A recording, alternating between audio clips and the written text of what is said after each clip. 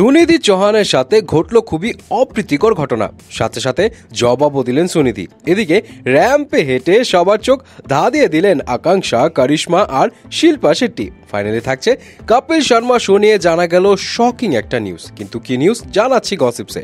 প্রথমে আসি সুনিধি চৌহানের কাছে। ধুম মচালের সিঙ্গার সুনিধি চৌহান কোনো না কোনো কারণে আলোচনায় থাকবেনই। এমনিতে সুনিধির গানের তো একটা বিশাল ফ্যানবেস আছে, তারপরও মাঝে মধ্যে নিজের গেট আপ নিয়ে পাবলিকের পচানিও খান। যাই হোক, রিসেন্টলি সুনিধি আলোচনায় এসেছেন তার দেরাদুন কনসার্টে ঘটা একটা কাণ্ড নিয়ে। ঘটনা হলো, কনসার্ট চলাকালীন হঠাৎ এক দর্শক বোতল ছুঁড়ে মারে তার দিকে, আর এই ভিডিও এখন সোশ্যাল মিডিয়ায় ভাইরাল।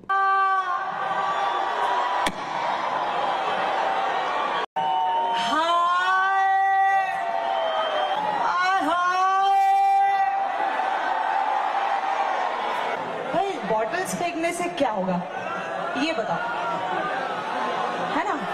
उससे होगा क्या? शो रुक जाएगा। Do you want that?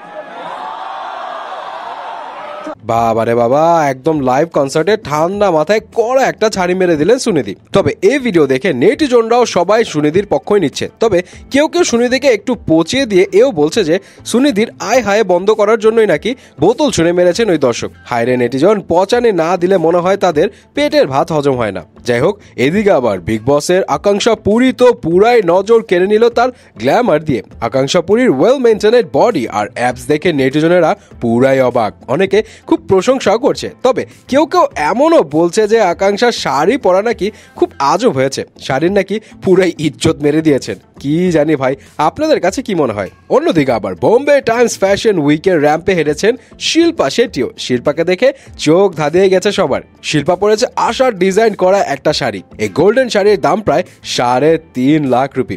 শুধু শিল্পা না, করিশ্মাও চোখ কপালে তুলেছে সবার। সবাই বলছে রেড ড্রেসে পুরাই অস্থির লাগছে করিশ্মাকে। By the way, Varsha and Ritu design করা এই আউটফিটের দাম প্রায় 3.25 লাখ রুপি।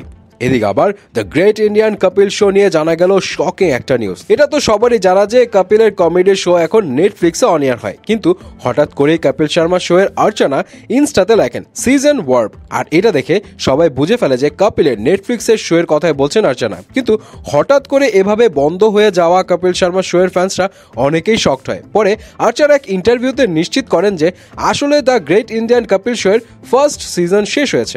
এমনও গুঞ্জন শোনা যাচ্ছে যে আর নাকি নেটফ্লিক্সে কপিলের শো হবেই না, কারণ প্রথম এপিসোড থেকে শুরু করে দিন দিন শুধু কপিলের শো এর ভিউ কমছেই। আবার বিভিন্ন মিডিয়া রিপোর্টস বলছে যে পার শো এর জন্য কপিল নাকি নেটফ্লিক্স থেকে পান 5 কোটি রুপি, মানে সিজনের টোটাল 13টা শো এর জন্য পাবেন 65 কোটি রুপি।